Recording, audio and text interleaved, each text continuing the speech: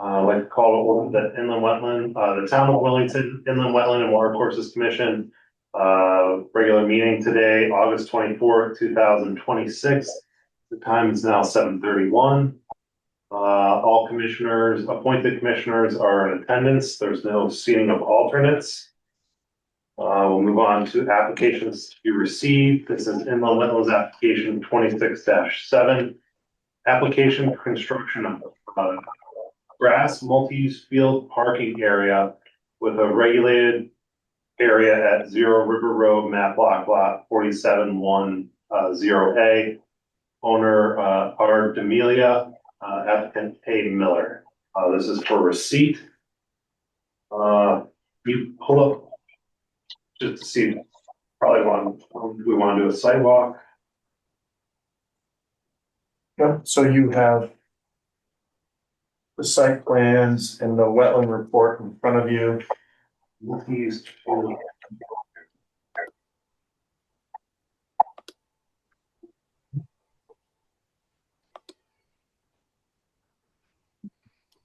Okay. There you go.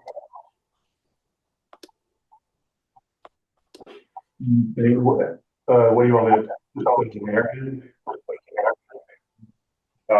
Maybe I think there's probably a map of plans. Yeah.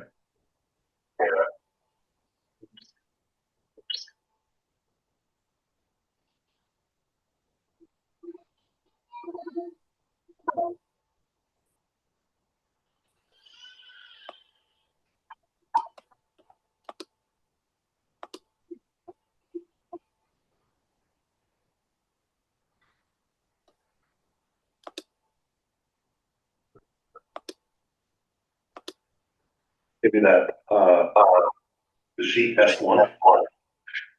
Yep.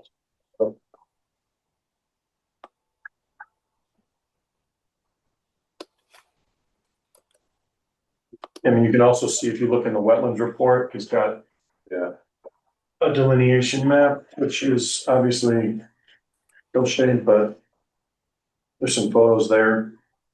So I don't think this deemed a public hearing, but would the commission like to do a site walk to review the crossing, the proposed crossing area? Okay.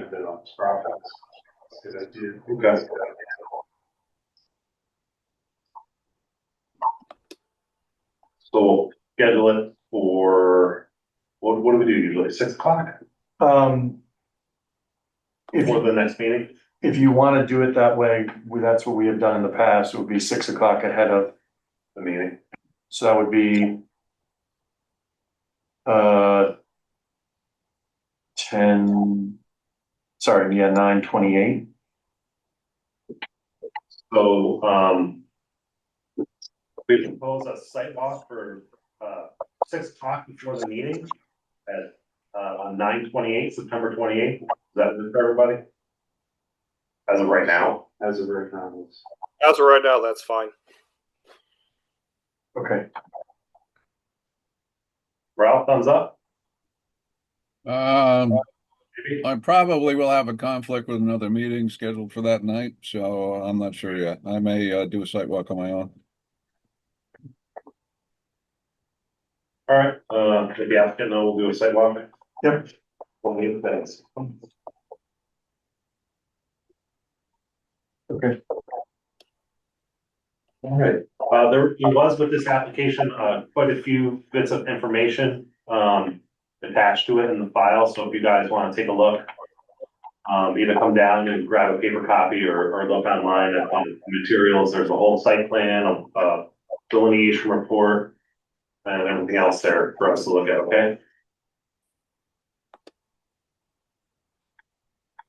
All right, next item on the agenda is approval of minutes for the June 22nd, 2026 meeting. I haven't got it either.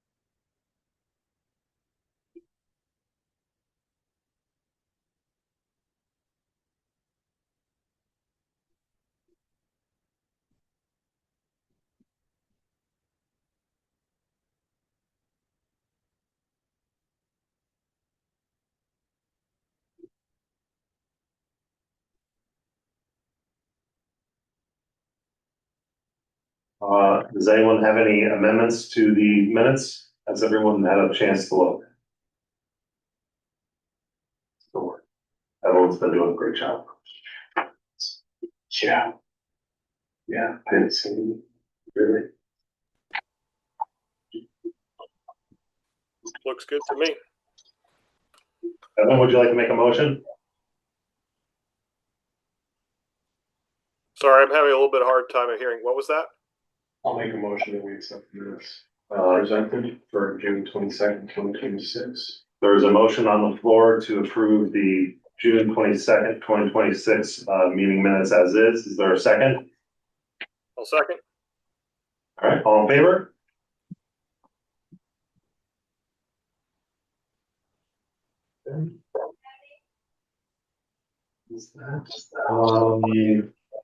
There's no public hearing this evening, no new business, no old business. Any correspondence? No. And next is staff report, DEP Inland Wetland Commissioner training. So, I'm gonna kick it over to Kathy Demers, who's online, because she'll explain it better than I will. But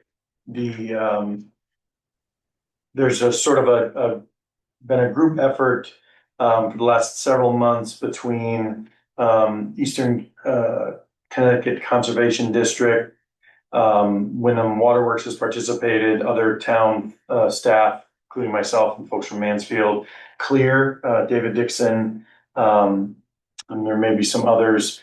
And there has been an effort to develop a training for land use officials associated with the Natchog River watershed. And the idea is that there is some comprehensive training that's provided to all of the towns that have decision-making authority within the watershed to try to get to a place of consistency so that everybody understands what they should be looking at and that all of the towns are sort of rowing in the same direction. Because if these standards are not being applied consistently, we're not going to have a very healthy watershed, essentially. So as part of that pilot, they've been developing modules that could be rolled out to commission members and sort of present that information. So they've done sort of the first round or the first module, and I think the intent is to have the commission look at the module and sort of give their feedback on whether or not it will be useful, too long, too short, that type of thing. So with that, Kathy, are you there? This is the official Connecticut deep. This is not. This is a training specific to the Natchog River watershed. Yeah, good evening, everyone. Thanks, Mike. That was a good introduction. Just to give you some quick background, the Natchog Watershed Advisory Board is made up of members from the 8 different towns that are part of the watershed, and that includes Ashford, Chaplin, Eastford, Mansfield, Willington, Woodstock, Union. Did I forget one? I think I might have.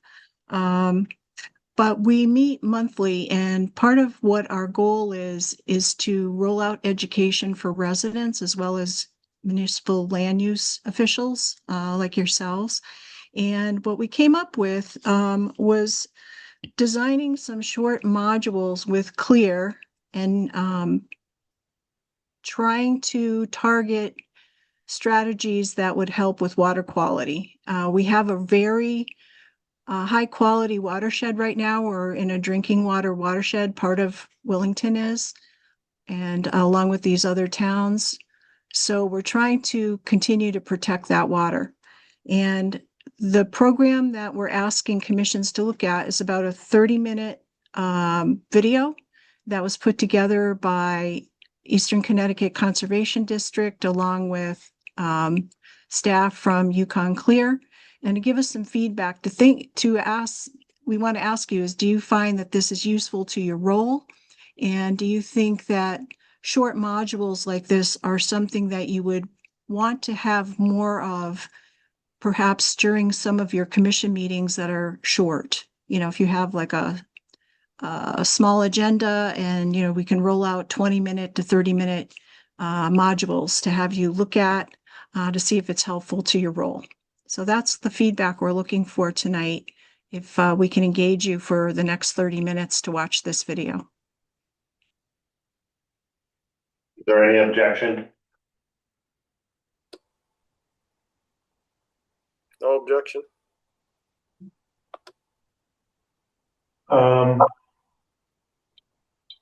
So I think what I'm gonna have to do.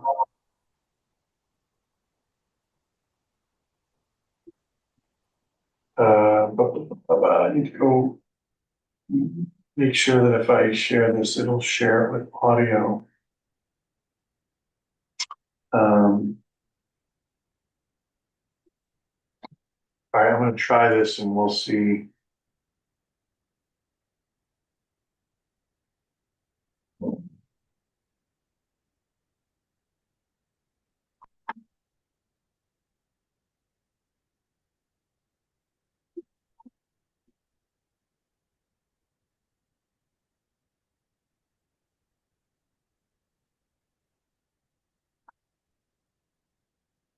You guys see the screen?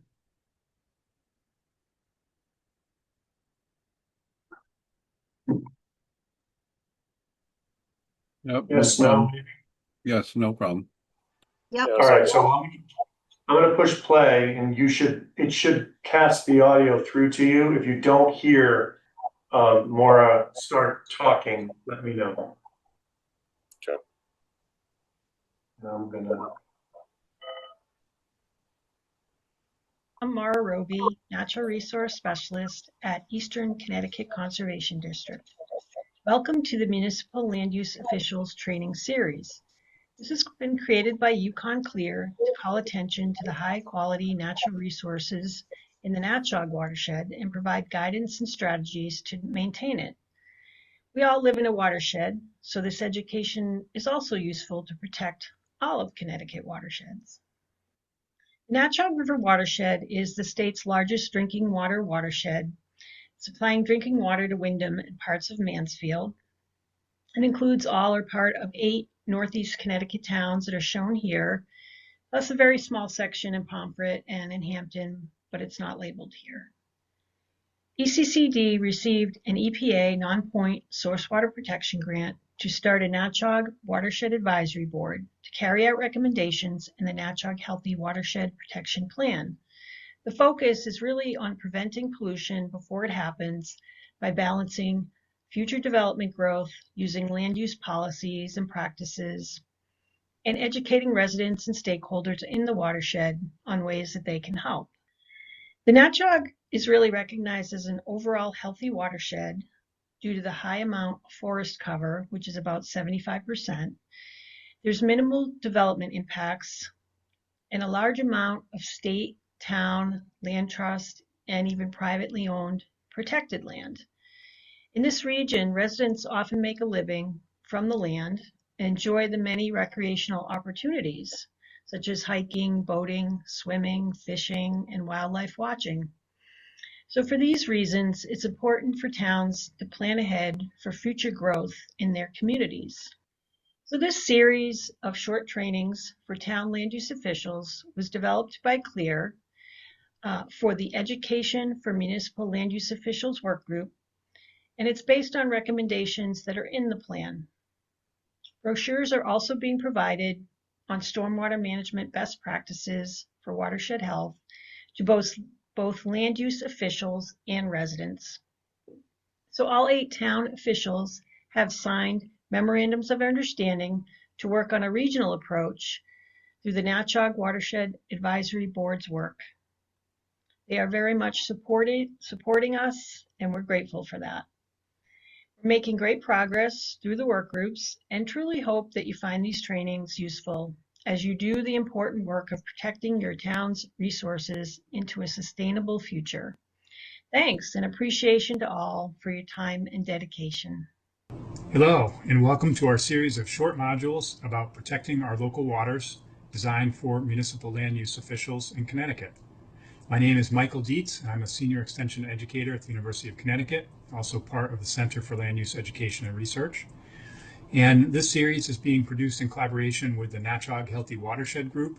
So I'll have a few examples from this particular watershed in these modules. But the information that's provided here is really relevant for any watershed here in Connecticut and perhaps beyond. So let's dig into our first module here. The outline, what we'll be covering in this module are basics about what the water cycle is, what watersheds are and how they can be delineated, and then some information about how we as humans have impacted the water cycle, including both water quantity and water quality. So first, the very basics here. So it's easy to forget that this water cycle is going on around the planet at all times here. And the main things that are driving this are the energy of the sun and gravity. So we'll start on the right-hand side here. As you are likely aware, the sun causes a lot of evaporation off of our oceans around the planet and our water bodies on the land, but the majority of this planet is covered with water. So we have a lot of evaporation off the oceans. That water vapor gets up into the atmosphere. We also have water moving into the atmosphere from our land surfaces, but this is a different process. There's a combined term that's called evapotranspiration.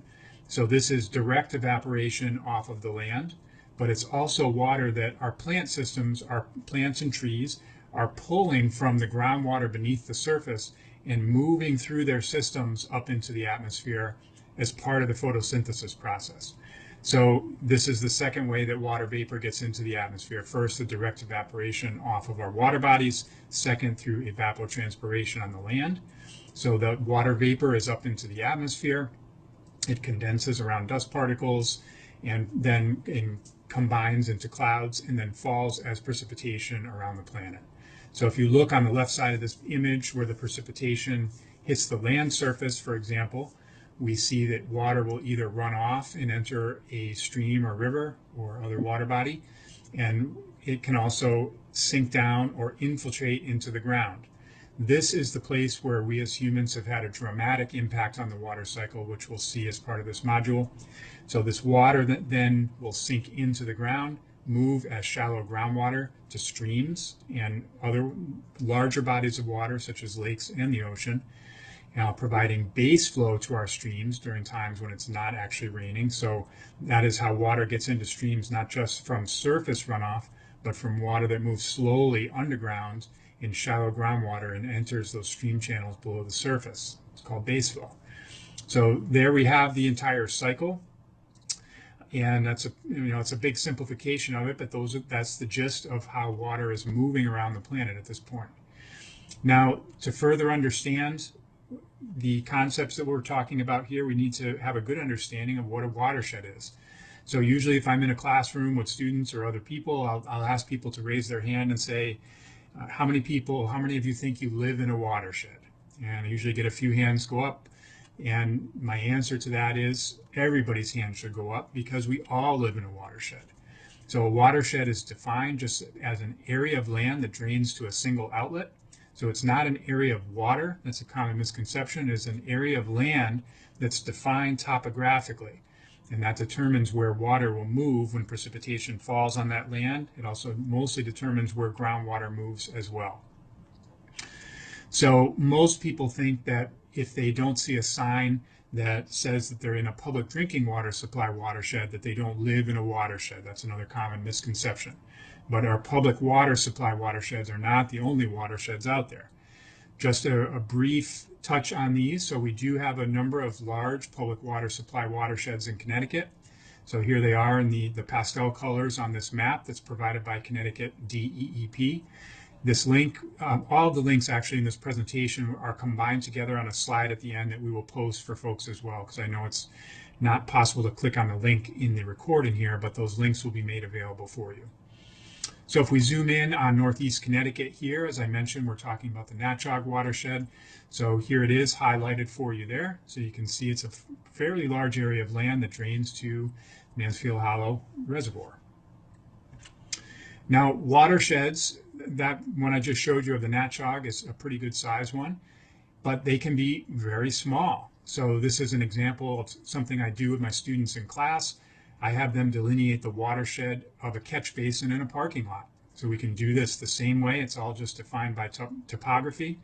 And in this example, in this parking lot, it was just over 24,000 square feet of area that drains to this particular catch basin we were looking at. Now we can go very large. We can go to the Natchog River watershed as we showed before, or we can go over to the center part of our country and look at the Mississippi River watershed. So that dark shaded area in the center of the nation drains to the Gulf of Mexico. That is a very large watershed, which is the watershed of the Mississippi River. If we go a little further west where the star is located, we can see what's called the Great Divide. This is the topographical divide in the Rocky Mountains in Colorado, which determines which way water moves. If you're on one side of that divide, water will drain to the Pacific Ocean. And if you're on the other side of that divide, water will drain to the Gulf of Mexico. So delineating a watershed, this is how it used to be done, primarily with a topographic map. So if we look at this red star down by Hanson's Pond here, for example, and we wanted to know what the area of land or the watershed that drains to that point, there's a process of moving perpendicular to topographic lines and moving across various features on the map to delineate the boundary of that watershed. So here's the watershed of that small stream. So this is a fairly challenging process to do for most people. It takes a lot of practice, a lot of trial and error. But fortunately, there are other tools that are available to do this. So the United States Geological Survey has something called stream stats, and you can basically put your address into the map and zoom in, and you can click on a point on a waterway, and the program will delineate that watershed for you. It's a little bit challenging to do this the first time through if you're not familiar with the program. On this site, and also in the links that I provide at the end of the module here, there's a tutorial and some how-to guides in there that will step you through that process. But it's a very useful tool if you'd like to see some small watersheds that perhaps aren't delineated large, on a large scale like the Natchog or other public drinking water supply watersheds. There's also a tool that EPA has that utilizes watershed information and some monitoring that's done by the states to support the efforts related to the Clean Water Act, which we'll talk about in a minute. So this tool is called How's My Waterway? If you click on that link and you can enter your address, it will bring up the watershed that's nearest that address that you put in, and it will tell you what the status of those waterways is. So you can look at each of them individually. For example, this red one, this is close to my home. I live in Ashford. So this is the Mount Hope River watershed.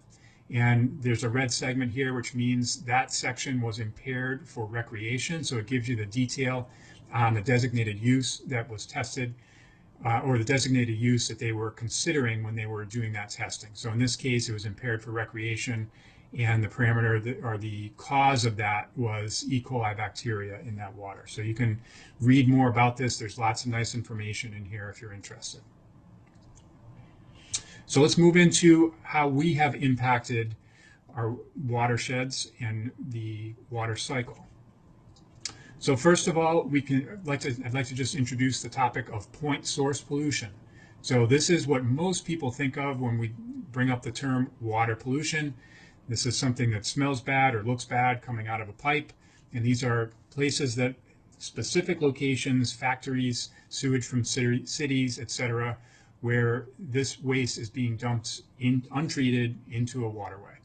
So until the 1970s, this was the primary cause of degraded water quality in the United States. And this is what led to things like the Cuyahoga River catching fire multiple times through the 1950s and 1960s. So these are some photos there that if you're old enough to remember this was a common thing that happened back in those days. Then because of those things that were happening, there were major events that took place and legislation that happened, namely Public Law 92-500, which is commonly known as the Water Pollution Control Amendments of 1972 or the Clean Water Act. So this legislation, although it has very lofty goals, some of them have not been met yet, but major improvements in the quality of our waters have taken place in this country as a result of the Clean Water Act. We no longer have rivers catching on fire. no longer have rivers different colors on different days, depending on what's being dyed in the mills that day. So this legislation has really had dramatic impacts on our water quality.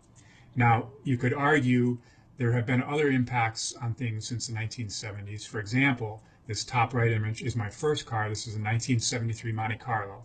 Now, it's pretty tough to match the style of this automobile with our current cars that we have. Yes, that was a gas guzzler for sure, but that car had a lot of class, let's just say. And then, of course, we couldn't fail to mention 1970s fashion here, the bell bottoms, and I do like those shirts. All these things seem to be coming back into cycle, into fashion these days. So I'm kind of excited about that. All right, so if point source pollution has largely been addressed, the current challenges that we're facing are from something we call non-point source pollution.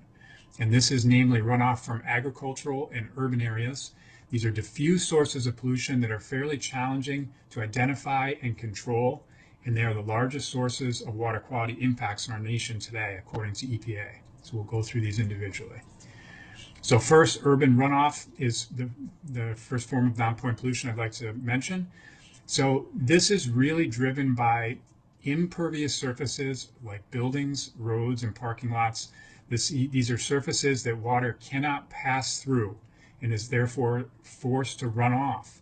And in fact, engineering design has forced water to run off of these surfaces into catch basins that are a common sight in parking lots, as you see on the right.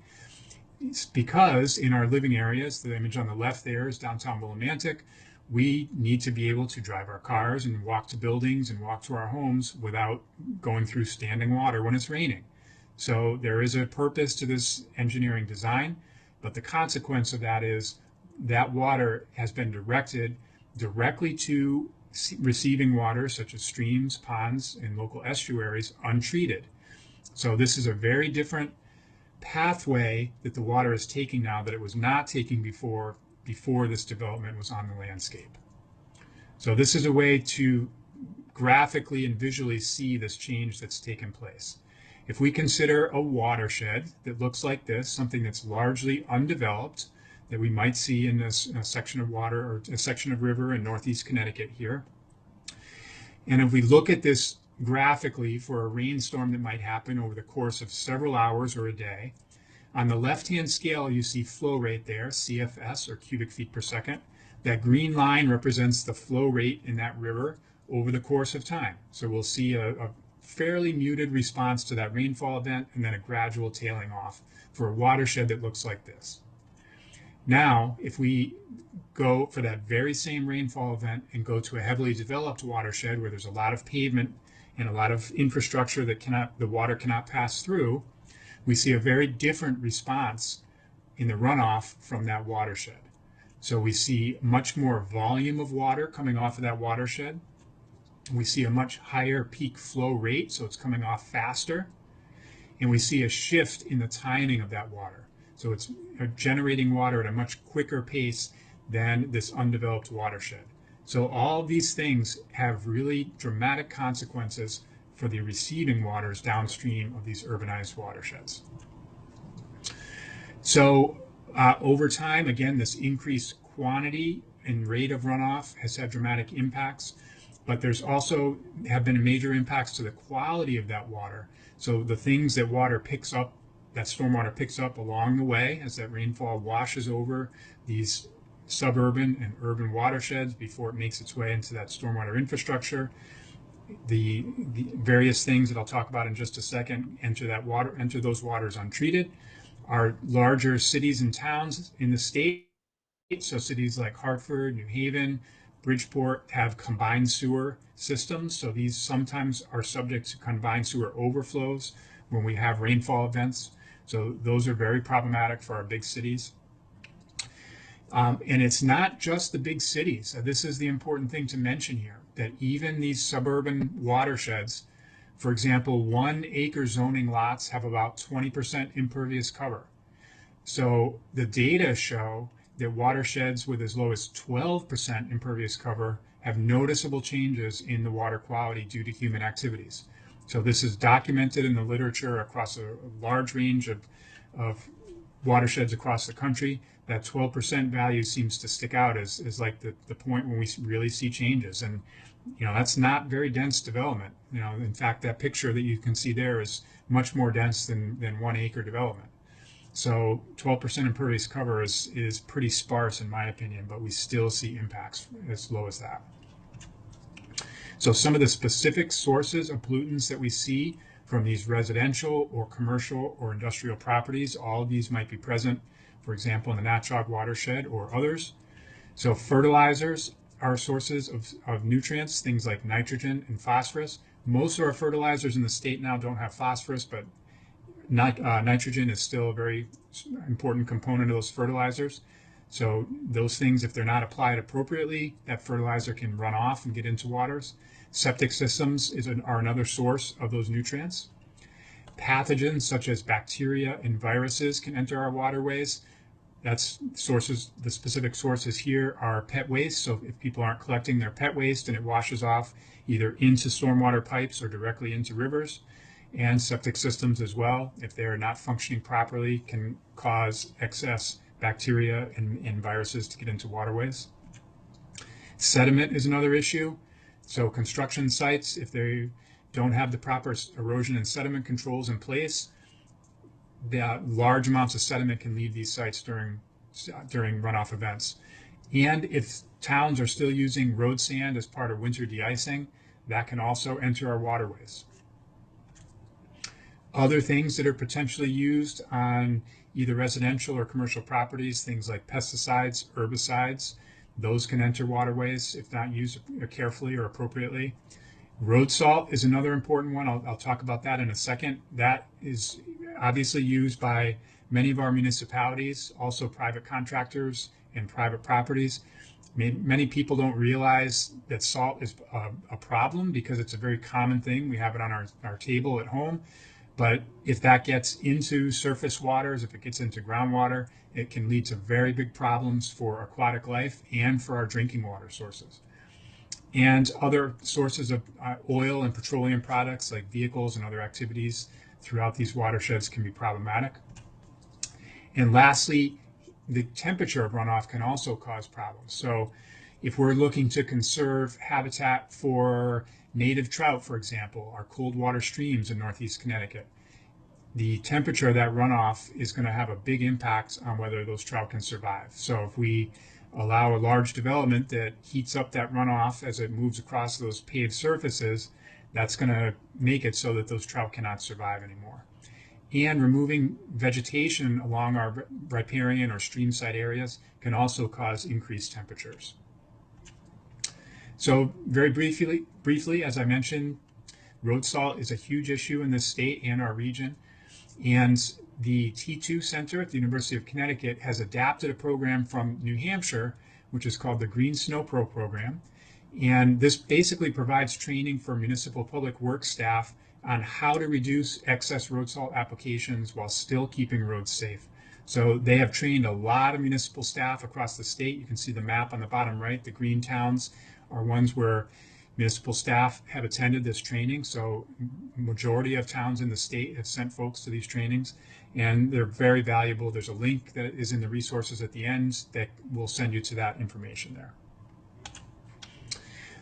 I mentioned septic systems before. So the basics here, anything that goes from your home that leaves through a pipe first goes into a septic tank where solids are settled out. There's bacterial action in there that breaks down the volume of those solids and reduces the volume so that hopefully only liquid will be leaving that tank and then enters to the right into the subsurface disposal system, also known as the leach field.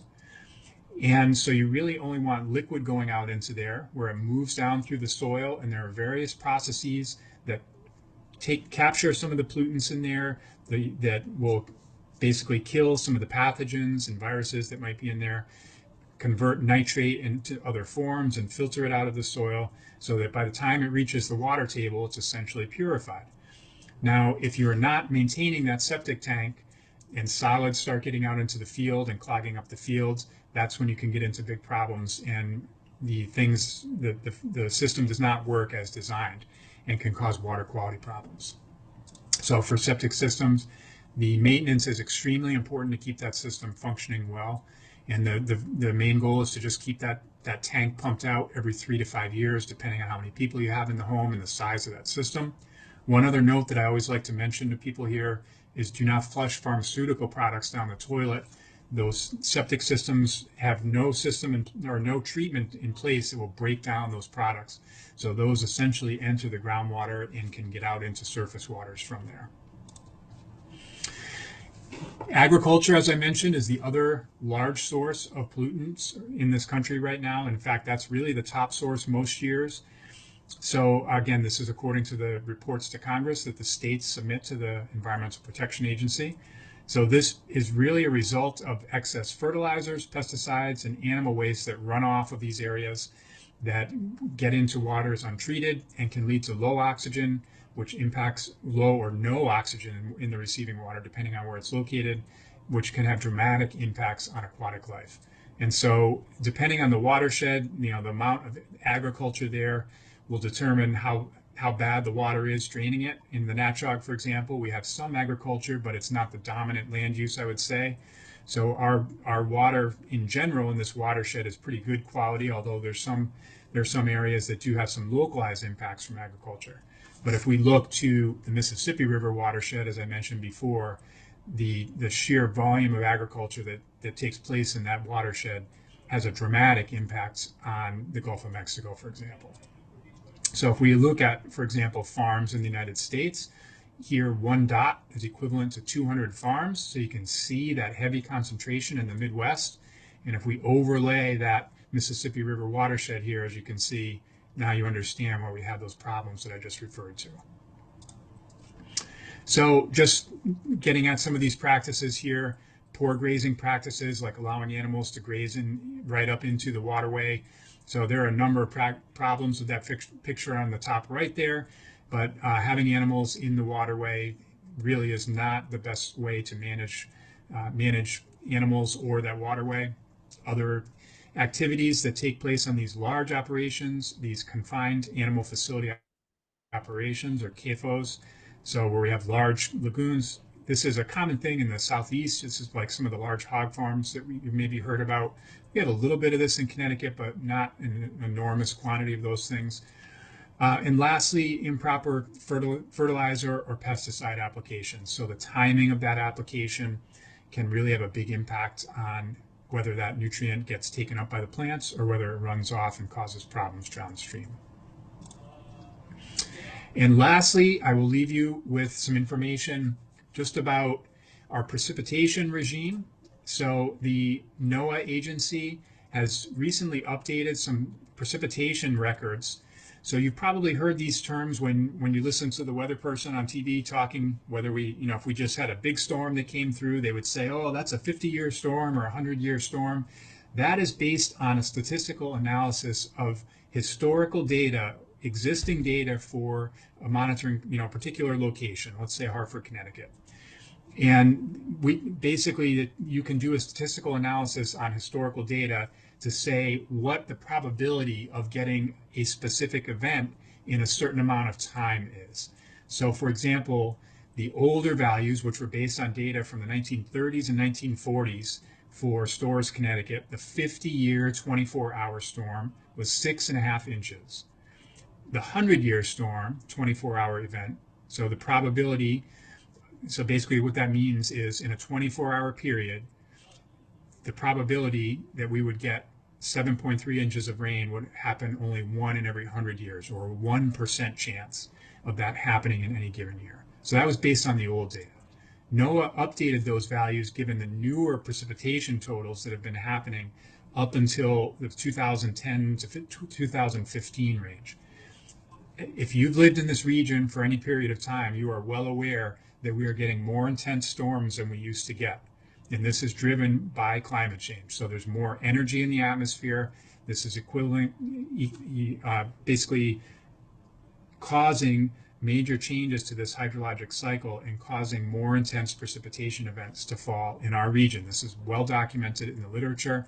And because of this, NOAA has released these new values that our new 50-year and 100-year storms have increased Our new 100-year storm is now 8.4 inches.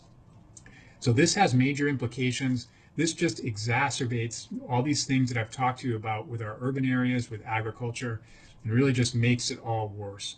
And this also has implications for the infrastructure that's in place, such as our culverts in our towns where streams cross under roads, and the pipes that are in place in some of our municipal infrastructure as well. So this definitely has implications for our municipal operations. So to wrap it up, our drinking water supply watersheds, although very important for our public supply, are not the only watersheds in the Connecticut or anywhere for that matter. Our human developments on the landscape have dramatically impacted the water cycle, including the quantity and quality of waters. And non-point sources of pollution, such as runoff from agricultural and urban areas, are the biggest concerns today. So these are the resources. We will have this slide available with live links in there for anyone that would like to get a little more information about these specific topics. And I will just leave you to look forward to our next module, number 2, which will have more specific information on low impact development or green stormwater infrastructure techniques. And that's it. I appreciate your attention and look forward to chatting with you more about these topics.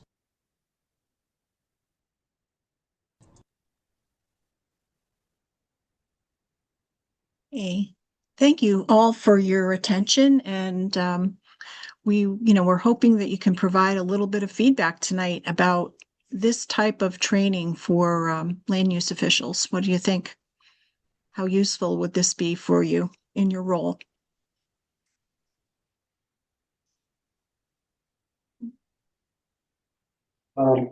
Yeah, I think it's helpful. It has some education, and some things to think about. I'm not quite sure how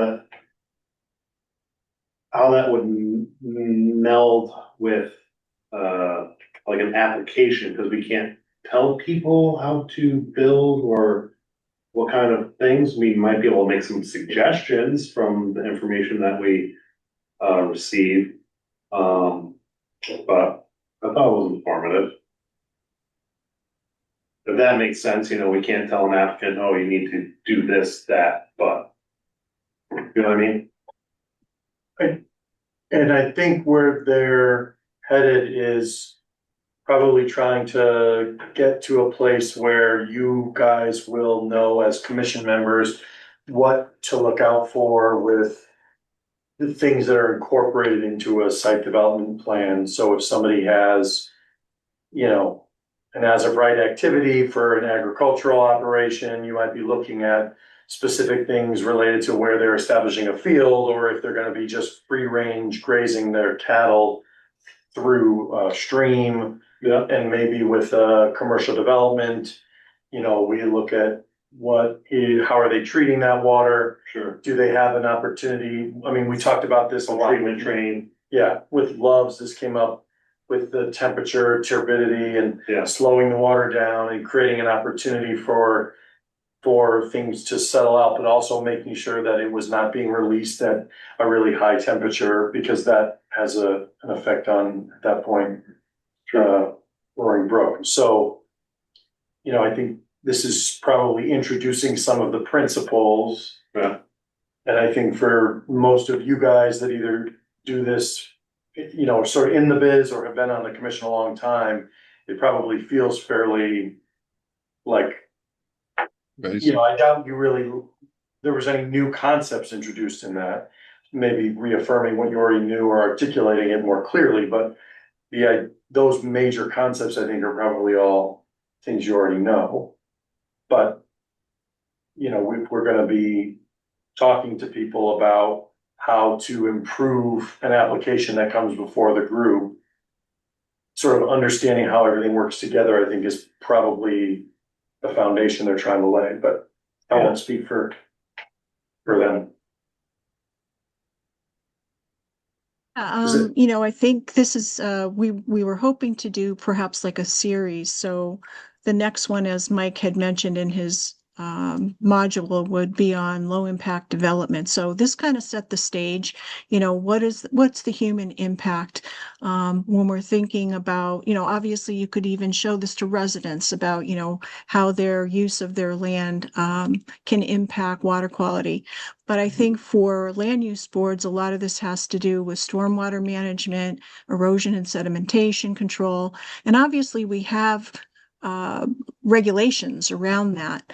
But there are some things sometimes that developers might be able to do instead of connecting everything through detention basins, and, you know, it slows things down. But, you know, is there another way to infiltrate the water on the property rather than having it go into a storm drain or a detention basin? So these are some of the things we'd like to have people start to think about. Looking at your own regulations, are there things in the future you might want to do that will help to improve water quality in the watershed? So, you know, that was the point of doing these modules. And the other thing we wanted to ask, sorry, is whether or not you know, how do you like to get your education? As inland wetland commissioners, you have to go through 8 hours of training, the DEEP program, as I understand it. Planning and zoning has to do 4 hours, and it's not as stringent as to where they get that training. So we're hoping that planning and zoning also would like to view some of these during their meetings, so they don't have to take up more of their own private time to do the training, or, you know, go to some conference. So wondering if you like having something like this run during a meeting when you have a, you know, not a very large agenda.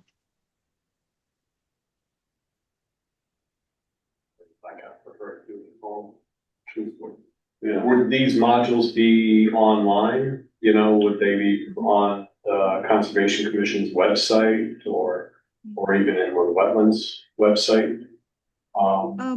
We could access them, and that other people that actually visit your site would be able to access? Yeah, we can certainly land them on multiple sites. You know, Clear was thinking of landing them on their site.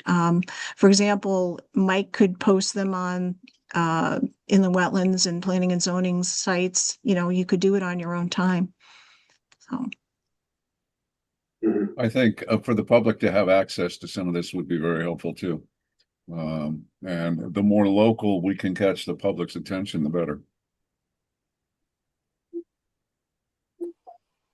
Feel like something at this level, well, you know, was touched on that, you know, us in the commission here might have already, you know, been familiar with this content, but for applicants coming to talk to us and when they're planning out their own projects, it may be helpful for them to have access to this, so that they can kind of weigh the consequences of their design choices.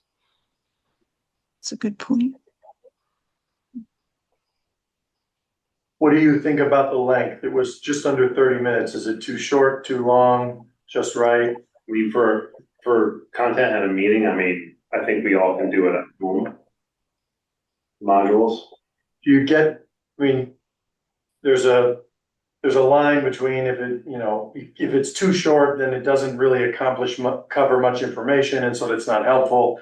But at least in my mind, if you get the other side of that, which is that it's too long, people actually are Blank out. you're not gonna be able to get them to commit to sitting down for an extended amount of time at home necessarily. And, you know, like that requires a little bit more demand and then more focus. When you're sitting here in a quiet room, you can't do anything else but watch this, right? And Or fall asleep. right, but in that, It's yeah. in the evenings, they aren't my best. Because I get up early, Yeah, you know, so Brutal honesty, I think that could have been condensed. condensed a little bit. yeah. Just it didn't move fast enough, because I was actually thinking, like with YouTube especially, you can speed up you can increase the speed, right? So is it just that they didn't move through the content fast enough and the exact same content just covered in less time? right? They just spoke a little bit faster and they just didn't have quite as much detail, covered the same stuff. Maybe too much detail for Okay. something. So you think there was some stuff they could actually just not get into the weeds on? Right. And I think that that's probably because the people that are listening are probably approaching this with a baseline of knowledge where some of that stuff you just don't need to get into. Yeah. Is that, because there's a few things in there that I thought, well, you know, we could cut out 90 seconds if they didn't talk about this. Yeah. But it's hard to gauge the baseline of information that someone's coming to this with. That's But true. again, you know, you're trying to get the middle ground between covering something that there's value, but not making people want to know how much more time it is until it's over. Yeah. Is there anything in particular, Patrick, for example, that you thought that, you know, could be cut out? Not off the top of my head right now. Okay, all right. Some of the stuff that I thought could be simplified, and I'm gonna just babble and you can tell me if you agree or not, was just some of the stuff related to the water cycle in the very beginning.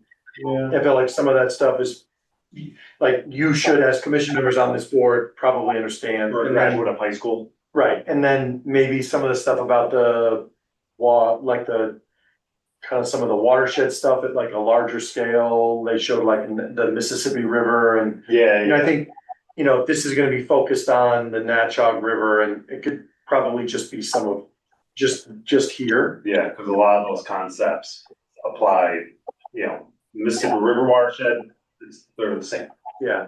you know, so.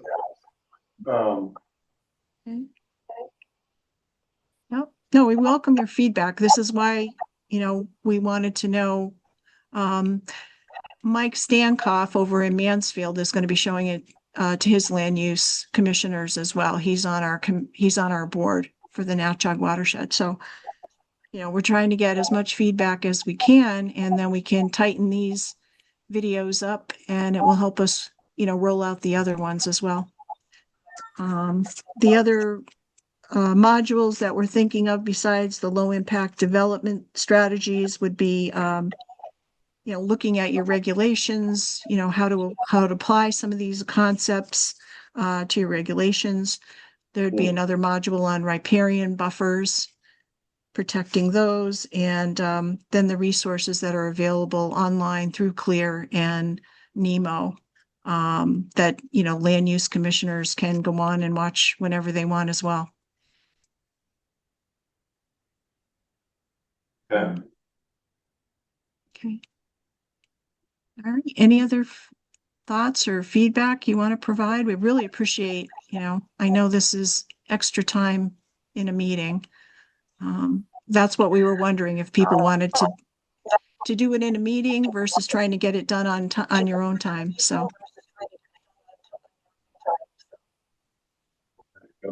We don't know what our meetings are going to look like. You know, this just timed out well. We decided to present this to us because oftentimes our schedule isn't quite so open. Right. Well, Mike timed it that way. Nicely done. Yeah. What can I say? There's a saying about a broken clock being right twice a day or something. I think that's applicable here. Okay. All right. Well, thank So you. this could apply to our, because has Deep really come out with that formal commissioner training?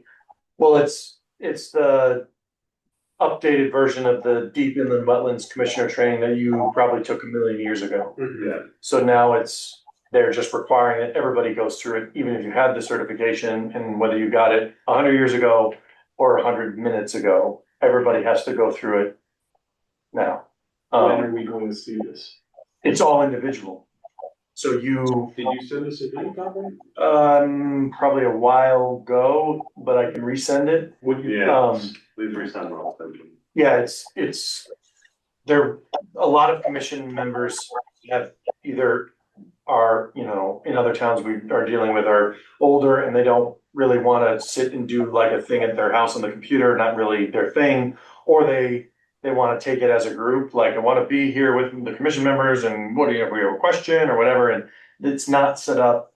You put in your email address, you get an access, you go through the thing.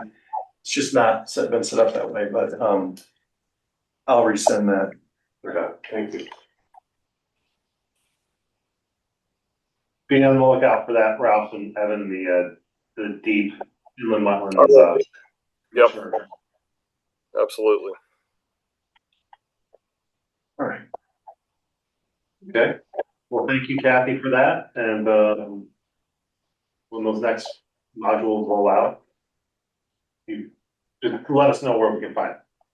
Well, you're gonna be the guinea pigs. Oh, sweet. FYI. Well, maybe it'd be like a homework assignment, you know, like the next one, we'll get it, we'll have a month for us to review, and then we can bring back. Actually make them. Bring back our feedback. Yeah, we can do At the following meeting. That sounds reasonable. Mike could provide the link to you. Watching it, and you know, if it's trying to figure it out, if you give you immediate feedback, we can kind of digest it, go back, rewind it, whatever, and then provide you with some more Thank you. some meat on the bone. Excellent. Thank you. And Kathy, I did get your email.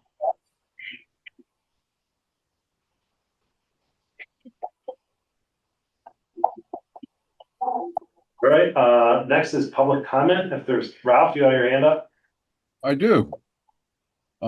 Technically, according to our town clerk, I am not a member of this commission at the moment. Apparently the 10-day requirement is a town clerk imposed requirement. I did not find any statute or anything in any ordinance that said we have to be sworn in within 10 days of appointment. Mailing the letter with that notice after a Board of Selectmen meeting had appointed both Mark and I, having been on this commission for some time, we knew what was in the envelope. Opening it and reading it wasn't key. Okay. So that's one of the reasons, or an excuse, whatever you want to call it, and that I didn't comply with the town clerk's requirement. Now, in pursuing a few things with respect to being sworn in, one of the things I found in our Inland Wetlands Commission ordinance was that, give me a second, I'm scanning it now. There was a restriction on salaried employees. Second paragraph, section 1.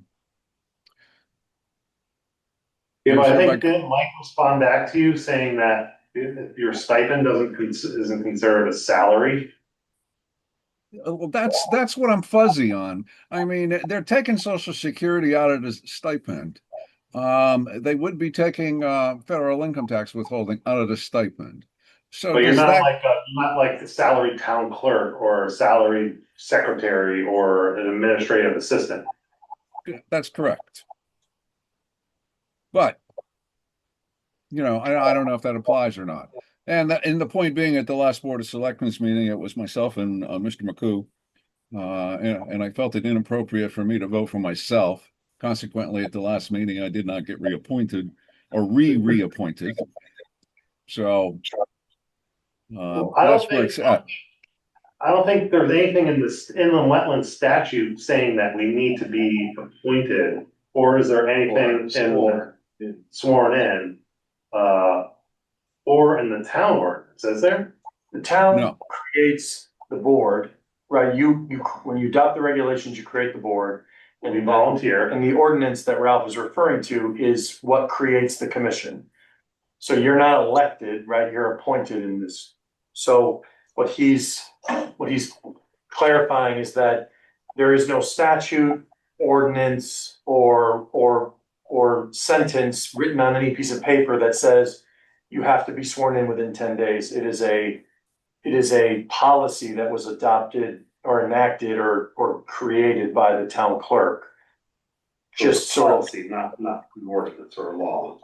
right. I It did doesn't- talk, I did talk to our previous town clerk and she had no idea there was a 10-day requirement. So this is something new. Yes. When Robin Campbell was our town clerk, that was not a requirement. I'd never been sworn in, ever. Just sworn at, right? Sworn at. Yeah. So anyway, that's my story. So I don't know where we're going. I mean, obviously the next Board of Selectmen's meeting, I'll probably get reappointed. I am going to question Mike McCoo and let him talk to the attorney about the salary issue. Because we're supposed to be doing this out of the goodness of our heart, not getting compensated in any way, shape, or form from the town. And indirectly I am. So not that it's significant by any stretch. So Are you trying to shake us, Ralph? no. It's not a shakedown. There's an ulterior motive.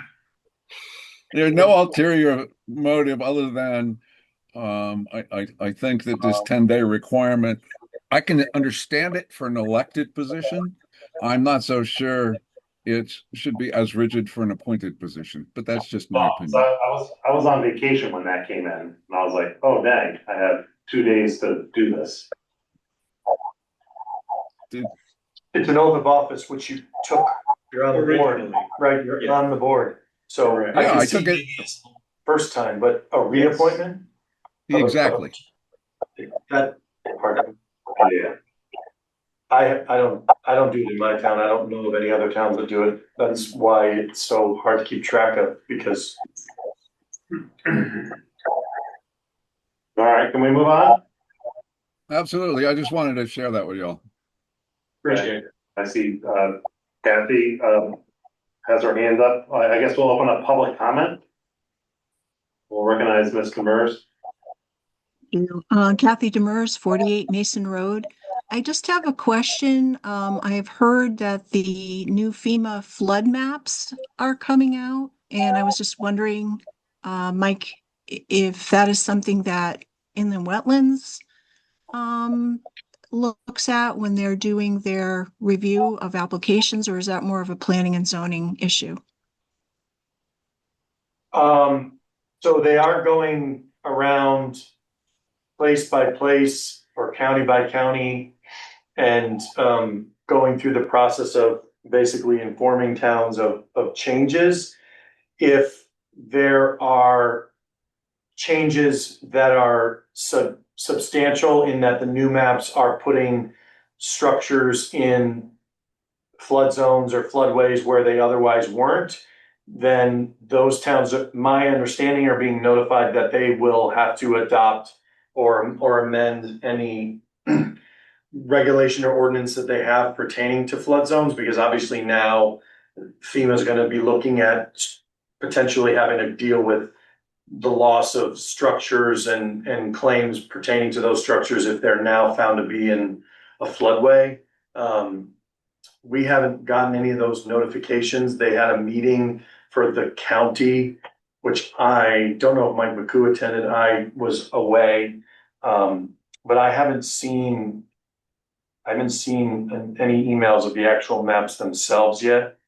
I don't think that we have much. The maps are available online. You can look at the Like the drafts. the draft maps. And I know Massachusetts, they're when I have applications in Massachusetts, we need to look at those, and the department up there has told us to use those as if they were actually, because they're not approved, Right. but we need to use them as they were approved. So you can look them up online on the FEMA website.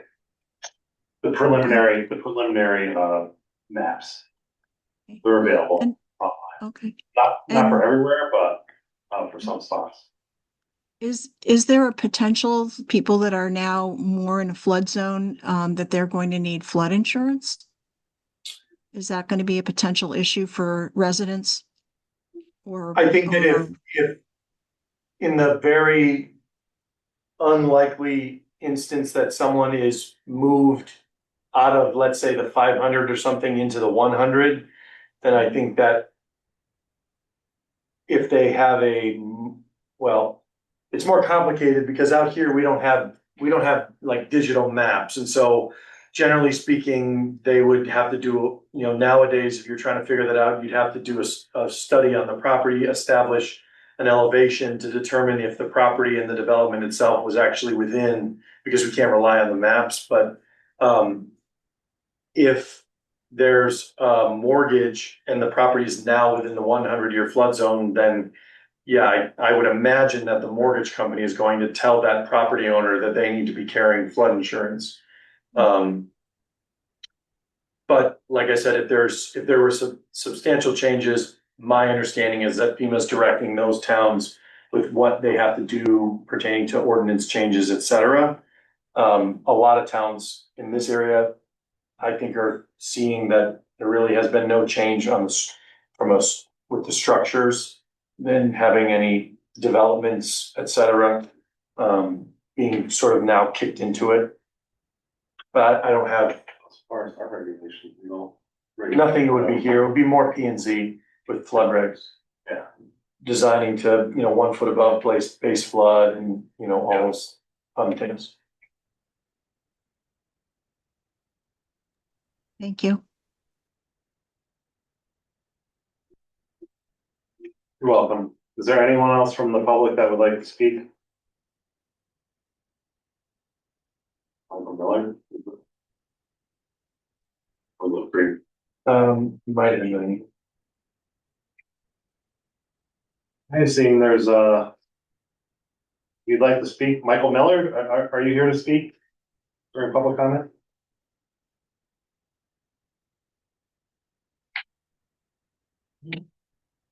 Hey, making a motion to adjourn the August 24th, 2026, Town of Willington Inland Wetland and Watercourses Commission.